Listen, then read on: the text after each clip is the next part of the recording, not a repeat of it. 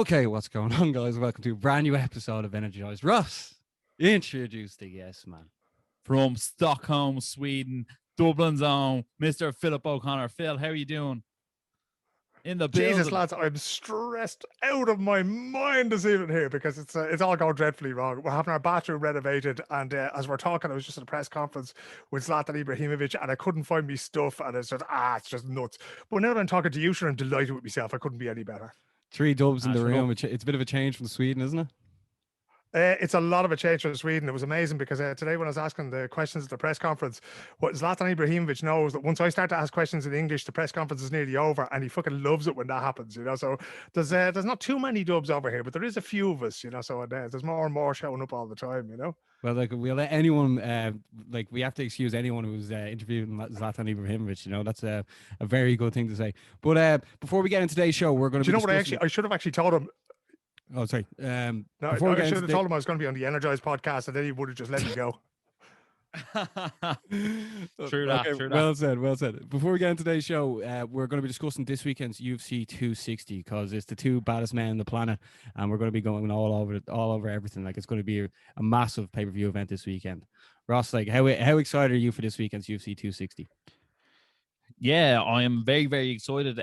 This is a massive rematch in the heavyweight division. These two men clashed at UFC 220, where Stipe Miocic left the victor.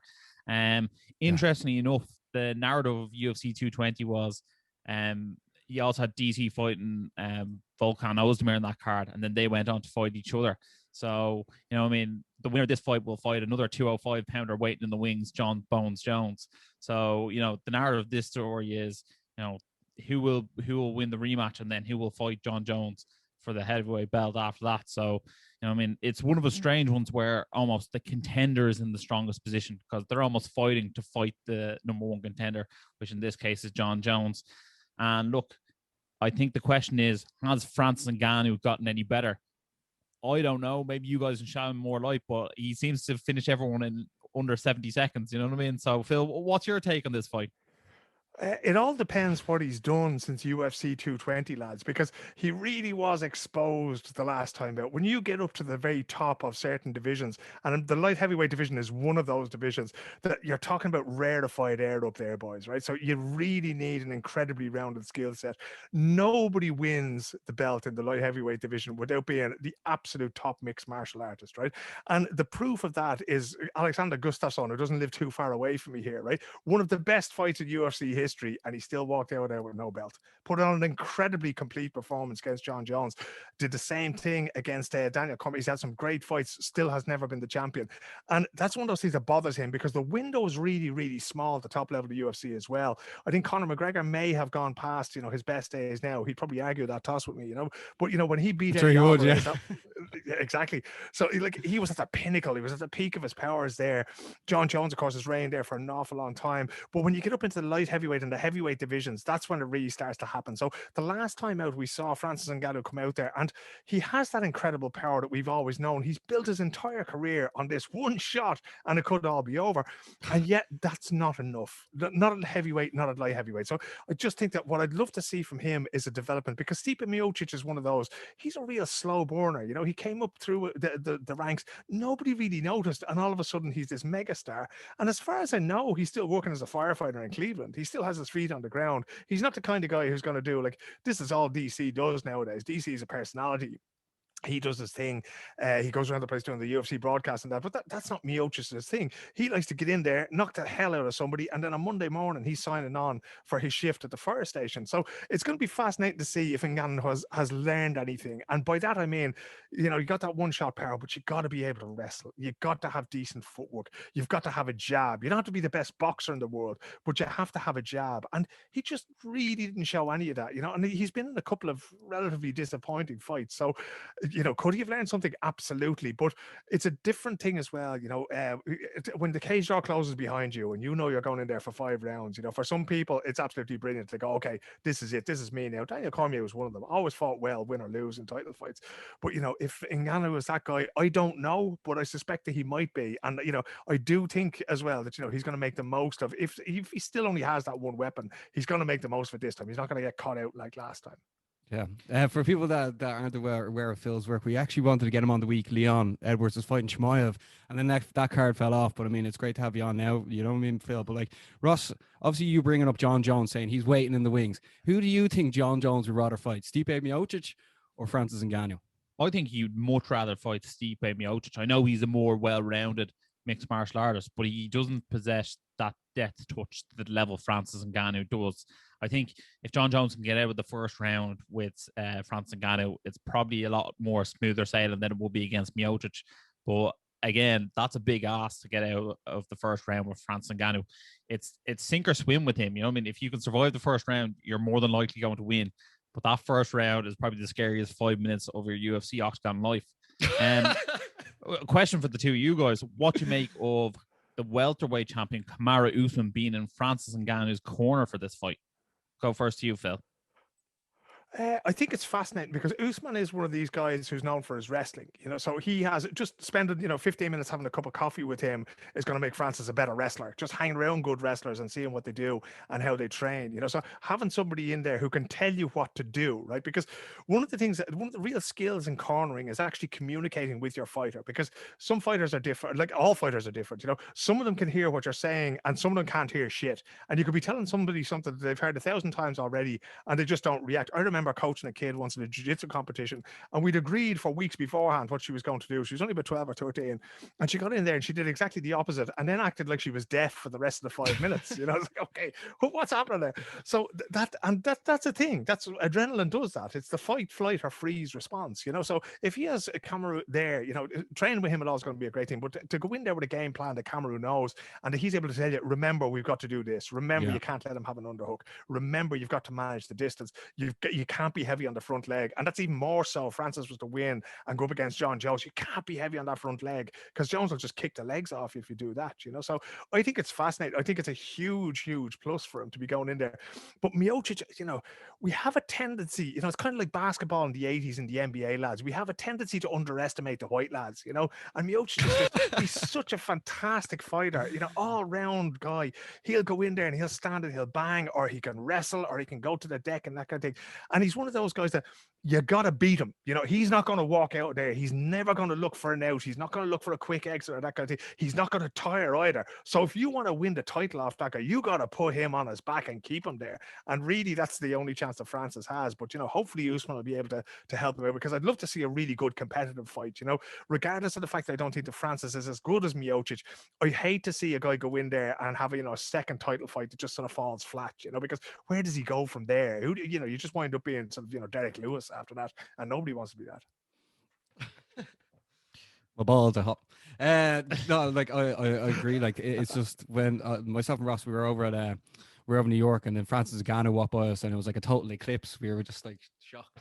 But he's such an enormous human being. My God. He reminds me of your man from the Fantastic Four. Was it what's it? Who's the Stone guy or the Rock? What's it called? Oh, the Thing. The Thing. That's correct. Like I think like the marketability you could do with Francis Ngannou, just like he looks like the scariest guy in the world, and if you add a gold belt around that waist, like then that's you're away to the races there. But like Miocic going into the trilogy against DC, obviously he was knocked out the first time, then won the second time. Like in the build up, watching the embeddeds and the countdowns, Miocic looked like shredded. He looked the best he'd ever looked. And like before seeing how well he was looking, I was sort of like, maybe he might want to leave, because obviously there's something going on with him and Dana White. They don't seem to be getting on too great. But there's something about Miocic that I think he's just going to be one of them unsung hero champions sort of thing. I know obviously he's doing great things for the community in Cleveland, but I think he's like, he should be bigger. And like, I think the UFC should be sort of pushing him a bit higher, maybe. He's definitely vastly underappreciated. Go on, Phil. Yeah, no, this is one of those things that the UFC is absolutely terrible at. If you're Conor McGregor, they can make money off you, right? But any fucking idiot can make money off of Conor McGregor, because Conor will do the work for you, right? But how isn't Stipe Miocic one of the biggest athletes in the world? How isn't Amanda Nunes one of the biggest athletes in the world? And certain people, it's a tough nut to crack, because you have to work out what their story is, And it might be, for me, Stipe Miocic is Rocky. He's a blue collar guy who goes out there and does his thing, and he just happens to like punch in the head head off people at the weekends, and he's one of the top guys in the world at it, right? If you can't find a story to tell me about that, then you don't belong in the fight game. You've no idea what you're doing, because for over 150 years, the fight game has been built on telling stories of fellas. Bob Hope boxed, the old American comedian who went on until he was in his 90s. What was his name? He basically borrowed a more Irish sounding name so he would create a crowd. This is not rocket science, lads, but the fact that they can't do something for Miocic, the fact that they can't do something for Amanda Nunes, because Amanda Nunes is a woman of color, she's from Brazil, they just go, it's not worth it, whereas when they had the all-American girl and Ronda Rousey, they were well able to do it. So it really does expose a sort of a blank spot in what the UFC do. Certain people, they can turn into champions and do things with them, but others, they just can't. And even John Jones, there's a man that should be, for all he's done. Now, I don't, there's always an asterisk with me for Jones, because he's been done so many times for doping, not to mention all the things he's done in his personal life. But, how can he not be on a level with Conor?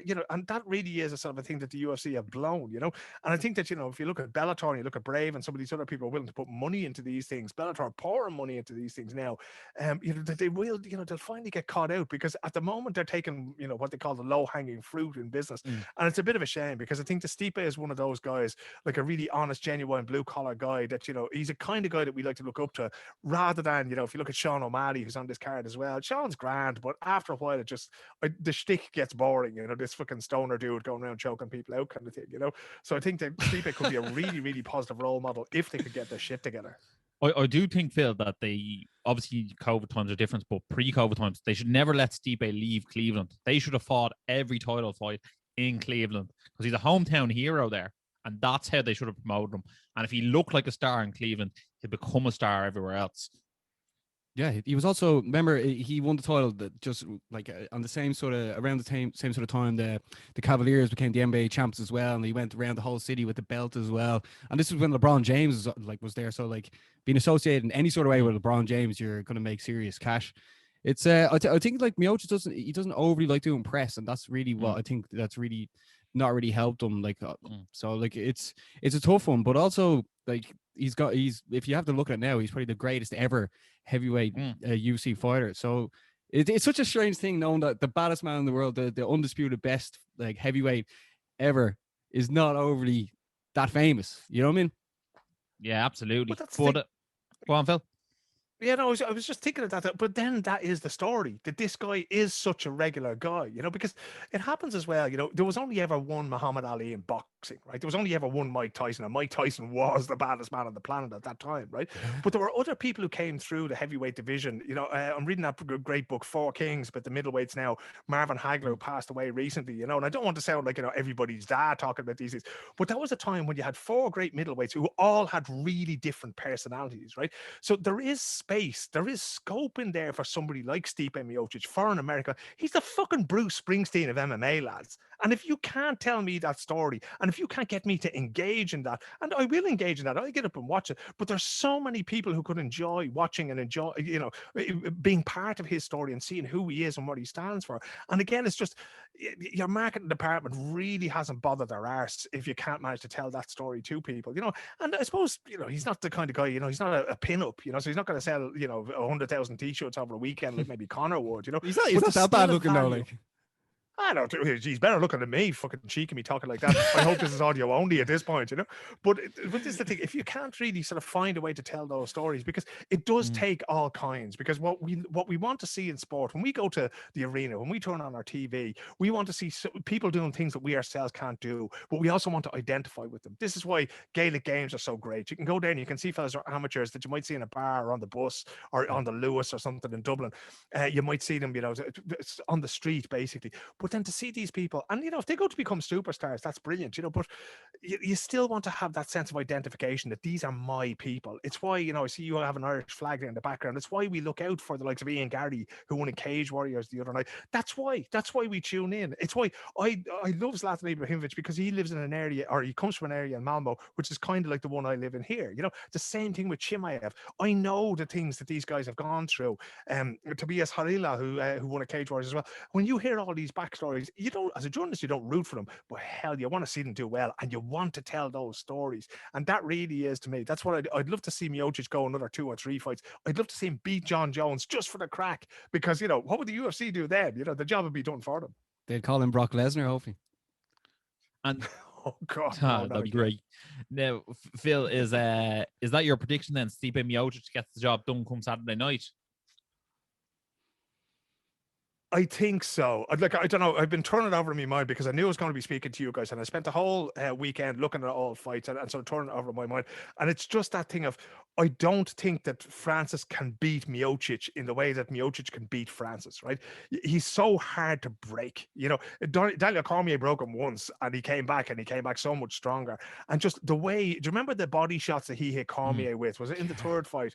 Yeah. Oh man, I remember sitting on my couch going, oh, you know that feeling where you go, Jesus, it hurts just to look at it, you know. And that was actually the second one, Phil. It was the second one. Second one. Sorry, second one. Yeah.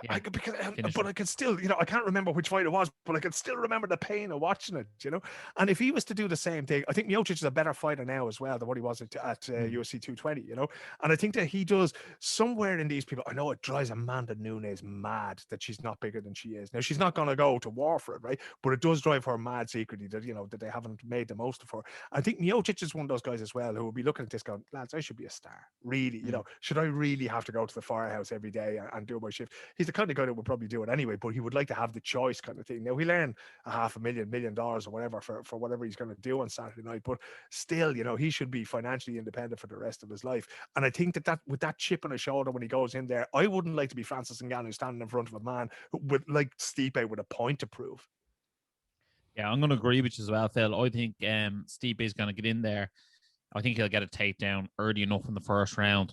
And I think once he gets one takedown, it's game over for Francis. I don't think Francis is going to be able to get back up. And I think Stipe is going to win. I think he'll probably finish Ngannou maybe in the fourth round this time because I think he'll want to make a statement. He played it very safe the first time round. He sort of just held them down for those fourth and fifth round. I think this time, you know, Miocic will be there for blood. Lads, I'm going to disagree with both of you, but only because it'll be like 5 a.m. here in Ireland, and I have to look forward to like a 10-second knockout bum rush from Ngannou. So like, if I have that, like, so you like, go I to have bed. to see that. Yeah, so yeah, but just so like I'll stay awake. I'm like, I have to watch this. If it imagine it turned out to be like an Ngannou sort of a Usman Masvidal match. Well, but what was the other one Ngannou was in with Derek Lewis? Yeah, if it's something like that, I'll be like, oh my God. 5 a.m. Yeah, but so like I'm just I will never watch MMA again if that happens. It actually reminds me, what you're saying there reminds me of the night that Conor fought Aldo, and I set the alarm because I had no interest in the rest of the card. I just wanted to get up and see Conor against Aldo, and 13 seconds later I was back in my bed. I was like, okay, that's great. yeah, you just get to win it. It was like Ian Gary winning over the weekend there as well. I was like, yes, okay, that's exactly what we came here to get, and that's exactly what we got. But like either way, like I like both guys. So, but like we can't all be Team Miocic here, even though he's a hero to many people. But lads, unfortunately, it was meant to be Alexander Volkanovski taking on Brian Ortega, and the fight was pulled because Volkanovski got COVID. So we were actually meant to get two title fights this weekend, but Tyron Woodley is back. He's taking on Vicente Luque. Phil, what you make of Tyron Woodley these days? Like he seems to be a shadow of a former self. Do you think he can turn it around this weekend, or do you think that ship has sailed and he should go back into his rap career? I think his rap career is probably where he's going to win. Anything he gets that's shiny in the rest of his career is going to be in his rap career, and it won't be in a UFC cage. I always hate to see this, lads. You know, fellas are coming back. You know, Roy Jones Jr. against Tyson, where they do this, you know, fancy boxing match, and there's no winner, no loser. And I hate to see it because there's so few happy endings in mixed martial arts, or in boxing, or in combat sports in general. Yeah. And Tyron Woodley was one of the most exciting fighters that I've ever seen live. Yeah. It was like Ross's favorite fighter. Yeah, you know, and then to come back and, you know, I don't go in for this, oh, you know, a guy has to be unbeaten like Khabib and that kind of thing, because Khabib was fascinating as well. But like, you know, if you have that chance, fucking take it, right? Be the guy on the bar stool who went, I could have beat that guy. You don't have to come back again and again and again. Now, it wouldn't surprise me if he's coming back for the money, because, you know, you get maybe, you know, $250,000, $300,000, maybe, you know, a little bit of a pay-per-view percentage here and there. And I hate to see that, because somebody who put so much of his life into mixed martial arts is still not financially independent at the end of it, you know. Whereas if that was boxing, you know, and the big fights that he had and the big title fights that he had, he would have made, you know, you'd never have to work another day in his life. So it's kind of a sad indictment to the sport that Woodley has to come back. And, you know, as they say, Father Time is undefeated. You know, there's so many fighters. I mean, the last couple of years, Anderson Silva has just been sad to watch. You know, here you have like one of the greatest ever in there, you know. Yeah, I mean, to look back at that, and again, it just reminded me, that's how old I am. It reminded me of the end of Muhammad Ali as well, losing to Leon Spinks and Trevor Berwick and this kind of thing. And it's undignified, with our heroes like that. We want them to walk off into the sunset as if it was the end of a Hollywood movie, but there's very few Hollywood endings in mixed martial arts or in boxing. Yeah, like Khabib. Yeah, definitely. And also Vicente Luque is no easy out as well. He's a very tough customer. He's coming in there. He hits hard. He's in your face for 15 minutes. We saw him have a very competitive fight with Wonder Boy for 15 minutes. And I'm going to pick Vicente Luque. I picked Woodley. I picked Woodley against Usman. I picked Woodley against Covington. I'm like, he's going to come back and he's going to do it. But for me, the ship has sailed. I think he's in there for a payday. I also think his physique fills it as well, because he looks like he's an absolute specimen, and you go, geez, that guy's definitely going to win. And I just don't think he has that desire anymore. And Vicente Luque is on his way up. Yeah, like I was saying earlier on, that window was so small. But it was interesting there that you mentioned Khabib. When I went to Abu Dhabi to see Conor's last fight, that was my thing. I knew obviously that Khabib was there, and I went, okay, I've got to find him somehow. And I met him in the fighter hotel, and I literally met him in a corridor as he was walking towards me, and I didn't even say hello. I just went, "Are you coming back?" And he just looked at me and went, and he gave that sort of shrug, going, "No, I'm fucking not," And Dana was going on, "Oh, he might come back if it's the right fight. If he sees something interesting on Saturday, he might come back." And then I asked Daniel Cormier the same thing, because he knows Khabib really well. They've trained together, and he Cormier's going, "Are you nuts? He's got so much money, and he lives halfway up a hill in Dagestan, Russia. He doesn't need this anymore. He doesn't want it. He doesn't want anything to do with any of this bullshit." And then, it's only, we're talking like a couple of days ago, Dana White came out, or the UFC came out with, he's officially retired, in quotation marks. What the fuck does that mean? He retired 5 months ago. You've just accepted it now. It's kind of like that thing of, oh, my girlfriend just broke up with me. She kicked my ass last summer, right? I've just accepted that fact now. And it's sort of sad, but that is the great Hollywood ending is Khabib. And I mean, the emotion that happened with as well, to beat Justin Gaethje in front of Gaethje's family, and to say to his mother, right, I'll do it once more without my dad, and that's it. Now, so many fighters could learn from that, and fucking Tyrone Woodley is one of them. And I think we just have one more sort of decent fight to look at. Obviously, Sugar Sean O'Malley's on this card. Obviously, you sort of alluded to, you're not buying into his shtick of smoking weed, and I don't know. You refused to say he lost to Cheeto Vera. What do you think the ceiling is for Sean O'Malley in possibly the hardest division in the UFC, the bantamweight division at the moment? Yeah, he's the antithesis of what we're talking about earlier on, right? He's a fucking huge star who's done nothing, right? And, he's a nice enough guy, and, he does his thing, and he has his colored hair, and he has tattoos, and, he speaks very well. Like, he's gold at media day. You get him for 5 minutes, and your dictaphone is full of stuff that you can be writing for days on end. But, what's he done in the cage to say that he deserves all this attention, right? So, given the choice between watching him and watching Amanda Nunes, I'm always going to watch Amanda Nunes, So, I'm still waiting for him to prove to me that this is a guy who's worth this attention, right? If you want to compare him to Conor when Conor was coming up, Conor went in there. The one thing that everybody in Vegas will say to you, everybody in mixed martial arts in Vegas would say, they didn't like Conor, but he always backed it up. And O'Malley is like, okay, he's been done a couple of times for doping. Once he was done for marijuana, I couldn't care less about that, but he was done for something else as well, some other banned substance, which was a little bit dodgier. And then you come out there and you're making these excuses. Oh, I don't see this. Shut the fuck up and take your loss. Just grow up. Come. It's just. I don't know. You have to earn the right to say things like that, and he just hasn't done it, lads. If he came out and battered somebody, if you, again, going back to boxing, I've seen certain fights where a guy will get done on points despite the fact that he's won 12 or 15 rounds, and all of a sudden there's a dodgy judge. That doesn't really happen in MMA anymore. We can argue all we like, but it's actually quite a well-judged sport. And like O'Malley, I don't know. What are you complaining about? Get in there, and in fairness to Conor, when he didn't even make the judges, he went, okay, I want to get that one back. No, but that's the thing. But yeah, that's the thing. Like, so what are you complaining about? Show me something different. Was there a foul? Was there something going wrong there? So I do think that it's very undignified for a fighter to come out and say, I didn't lose that fight. Yeah, pal, we all saw it. If you want to get it back, go do something else. So he is a kind of, as I say, he's an interesting character, but I just think that there's an awful lot of what's this they say? An awful lot of heat and no light, or an awful lot of light and no heat. It's the other way around. But there's an awful lot of talk goes on, and he still has, like, I mean, what's he? Is maybe he, an awful lot of smoke and no fire? Is it?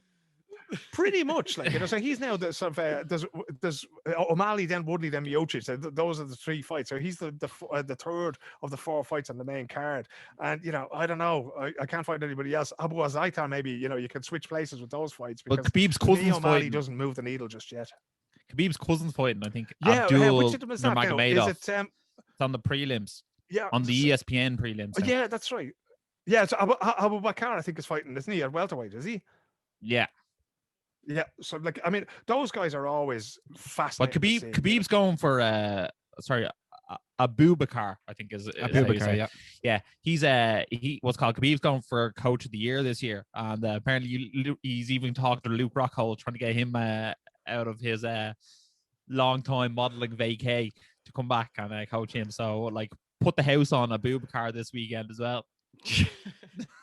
Those guys, like, all of that whole crew, they're just incredible, you know. And when you see how they fight, and Chimaev is one of those guys as well. He's not one of Khabib's boys, right? But he has a similar style. You know, I felt so sorry for Rhys McKee when he came into the UFC and he went up against Chimaev. And I've spoken to people here in Sweden, you know, people who roll with Chimaev, and they said the same thing. They were asking me, how's Rhys McKee? You know, that was a shame the way he was sort of thrown to the lions there in a few days' notice.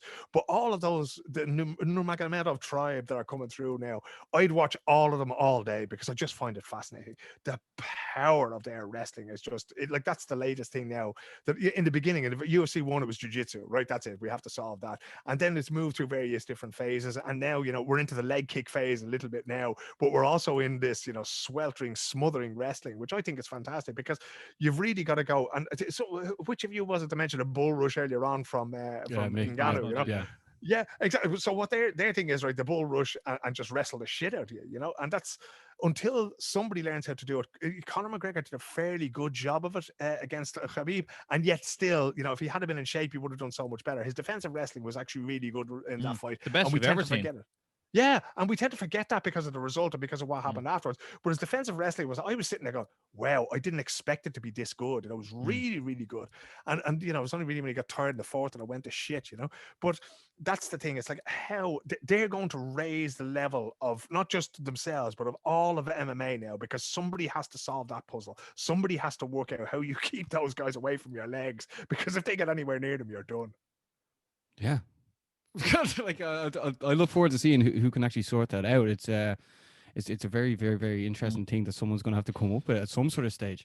But Yeah, well, like who is actually going for in this one? Like, do you think Sean O'Malley is going to get the win here? Because Thomas Almeida, he's been doing great things since he came into the UFC. Well, I think Thomas Almeida was stunted. It was like the ultimate prospect off when he fought Cody Garbrandt, and Cody Garbrandt knocked him out. And I think that sort of sent his career spiraling downwards, and he's sort of back up on the rise. But I think because he's been knocked out and because he's been clipped before, I do fancy O'Malley on the feet. I think when he is fit, his striking is quite unorthodox. He does carry a bit of power, and I do fancy O'Malley get the job done. I'm more interested in seeing O'Malley fight some of the top 10, top 5 echelons, and let's see what he's really made of. Let's see if there's any fire there with the smoke. You kind of get the feeling that he's been built back up again, O'Malley. You know, not that Almeida's in any way a bad fighter, but for exactly that reason that you say, you're taking somebody who's on not necessarily on a downward curve, and it's by no means a tomato can that they're putting up in front of him, but it certainly is that kind of thing of, okay, you beat this guy and then you're putting yourself back into contention, you know, which is we'll see. But then we've seen it happen before in the UFC where they've done that to somebody, and then all of a sudden Thomas Almeida comes in and steals all Sean O'Malley's thunder, and you know, the next thing you know, O'Malley's fighting in Bellator. Mm-hmm. There we have it. Basmo, who's your pick? I love a hype trains, and like it'd be great to just see Sean back in there because he likes to talk shit, and then like you could potentially see him against a Dillashaw or a Garbrandt in the future, and it's always great to see someone that will sell a fight. He may not be the A side, but selling a fight nonetheless, it gets people more interested, it gets more views, it gets more clicks, gets more people interested in talking about it as well. So. But that's where we're in this entertainment game, you know. But that's a frightening prospect if you were to put O'Malley in there against TJ Dillashaw, because you know that'd be a fight that I'd like to see both of them lose, and I don't know how I deal with that. I want to see I want to see a tattoo off Garbrandt versus O'Malley. That's what I want to see. Yeah. Basmo, come on. Phil, is there any other fights in this card that you're looking forward to? Obviously, we've mentioned Khabib's cousin, but is there any other fights you're looking at that you're like, this is one I'm definitely going to make sure not to miss? This is the thing. I was looking at this card going, okay, because there's always that plan to be made. I'm an hour ahead of you guys in Stockholm, right? So it's actually, Okay. you know, whatever time, but I can't remember what time it's starting at. But say if it's starting at 4 o'clock your time, then the main card's starting at 5 o'clock my time, you know? So you always have to At weigh least you up. can have Am your I going to breakfast. watch the prelims? Yeah. Well, I think I can't remember which the last fight was. Who was the last when Amanda Nunes fought the last time? What was the main event on that card? Her versus I Megan can't even Anderson, remember. and then Adesanya Blahovic. Yeah. That's what it was, yeah. So so that morning I actually went to bed, and then I got up at 4 or 5 o'clock or whatever it is. So there's always that coin toss, and that tactic has been working pretty well for me lately. I've been reasonably disciplined. When the alarm goes off, I just get up, and then I try to watch the prelims the next day. There's not a whole lot. I think when Conor fought in Abu Dhabi the last time, and that was ridiculous because they were making the walk to the cage at like 9 o'clock in the morning or something ridiculous like that. But the very first fight on the prelims was a guy called Amir Albazi. And Amir Albazi is a Swedish, Iraqi, Kurdish young fella. He was on the very first fight of the card. So what I could have done was I could have stayed in my bed till 7 o'clock, had breakfast at the hotel, and then just gone over for Connor's fight. But Amir's cousins are very good friends of mine, right? So when I went to get my first COVID-19 test to go to Abu Dhabi, it was actually one of Amir's cousins who booked the test in the clinic where he works. So they sorted me out and they made sure I was able to get in the plane and that. So I couldn't fucking stay in the bed. And he was fighting like, it was midnight local time or something like that. So I ended up having to go to that, and then you just stay there all night, and we didn't get back to the hotel until about 2 o'clock the next afternoon. So I'm not going to do that for this card. I'll probably have to watch Abu Bakr Nurmagomedov. I'll watch it back the next day. Until you get to the main card, it's probably only the top 3 fights there, lads. Miocic, Woodley, O'Malley, those 3 fights that I'd actually be interested in watching. Modestas Bukauskas is another decent fighter, and Abu Zaita is also that's the guy who was thrown out of Abu Dhabi, isn't it? No, I think that must have been his brother.